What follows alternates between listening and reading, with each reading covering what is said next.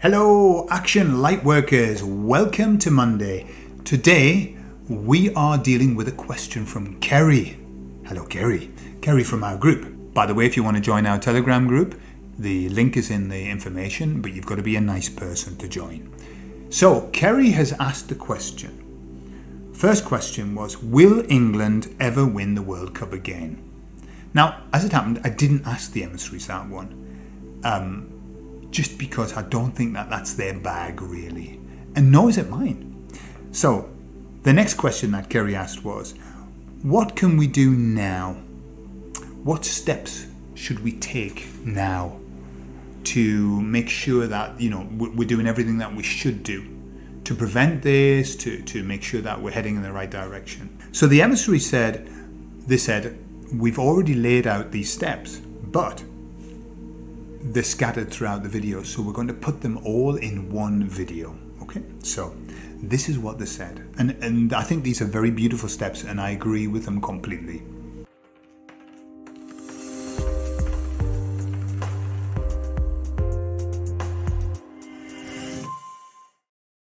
The very first step. So imagine you've got the past, the present, and the future. Now we know that we create in the future. Yeah. We create in the present, but it affects the future. Okay?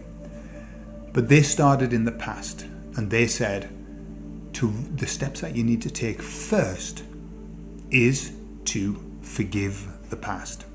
You need to forgive the past. You need to forgive yourself. You need to ask forgiveness of those people in the past that you've hurt. And you need to ask for forgiveness from yourself for putting yourself through these difficult times in the past.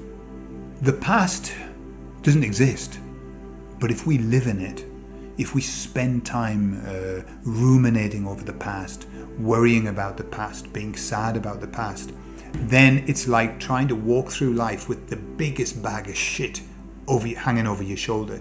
It's just so much weight. It's so difficult, and you can't walk properly. So that was their first bit of advice. They said, in the past, get some help. But one of the steps, and this is something that I did a while ago, I felt really bad about my past. I felt very bad about the way that I just not a nice person in certain areas of my life, not treating people nicely. And so I decided, for example, that I wanted to contact all of my ex-girlfriends and say, I'm sorry. Because I needed to. I really needed to. And I tried, and I managed to contact quite a few. And then the other ones that I didn't contact, I actually talked to them anyway. In meditation or in hypnosis, I went and talked to them and I said I was sorry. Okay? And I asked them for forgiveness. Why that? Because it's a karmic thing.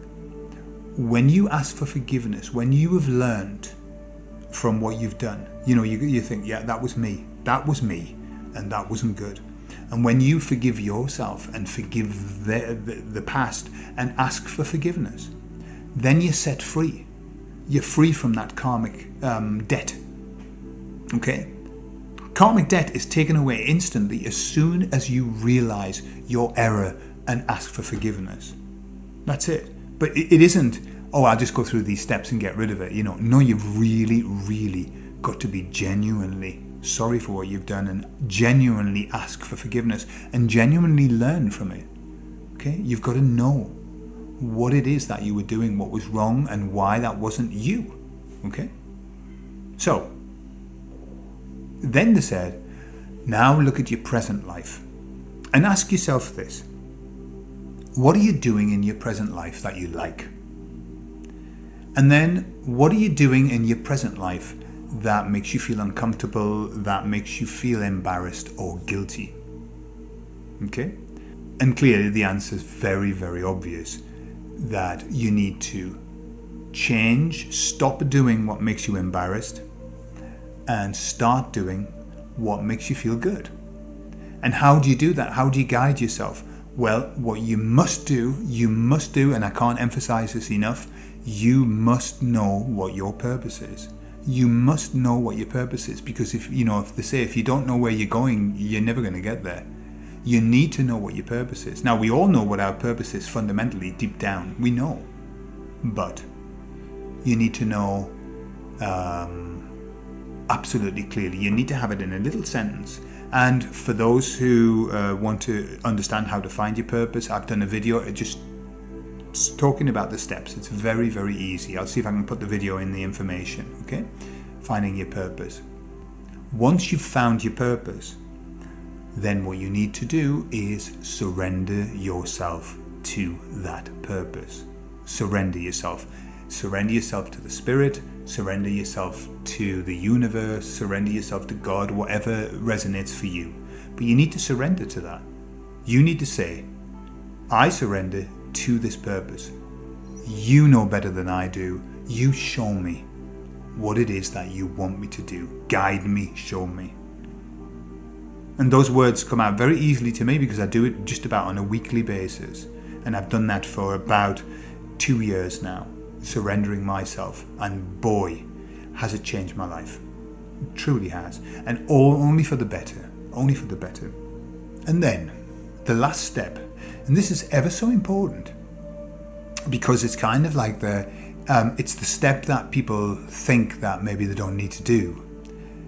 Because the universe is just going to create, they've surrendered themselves and the universe is going to create it for them and they just need to sit and wait. No, that's not how it works. Do you know that when you plan to do something, right? Do you know that your body won't give you the energy to do it until you take the first step? Typically, and especially more so if you have lied to yourself in the past. You know, if you've, and we've all done it. Yeah, I'm going to do that. I'm going to start tomorrow. And then tomorrow comes and you don't. You go, well, all right, I'll start next week. The more that you lie to yourself about what you're going to do, the more that the unconscious mind withholds the energy from that. And it says, okay, no, you show me that you really want to do it and I'll give you the energy. Okay? But until you show me, and that's why the first step's sometimes really hard. It's really hard. And so what we have to do when we've surrendered ourselves, then every single day, we have to do one thing as a minimum that takes us toward our purpose. Just one thing. But you'll find that once you get going, you'll do a lot more. Because when you're on your path and when you're following your purpose, you are in bliss. And when you're in bliss, you've got tons of energy and you've got lots of excitement and everything is wonderful. And so it's not work. As soon as you're working in your bliss, working in your purpose, it's not work anymore. You know, they say if you can work in your hobby, you'll never work again.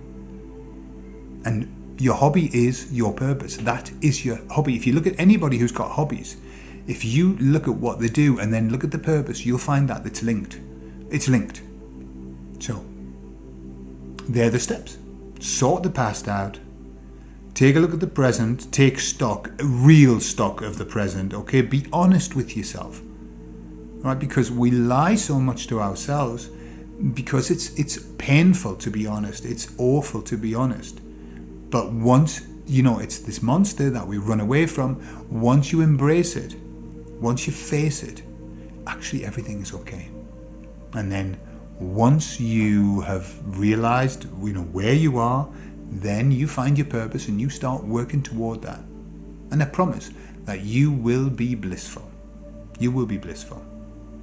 Okay, there you are. That's the message from the emissaries for Kerry's question. Thank you very much, Kerry.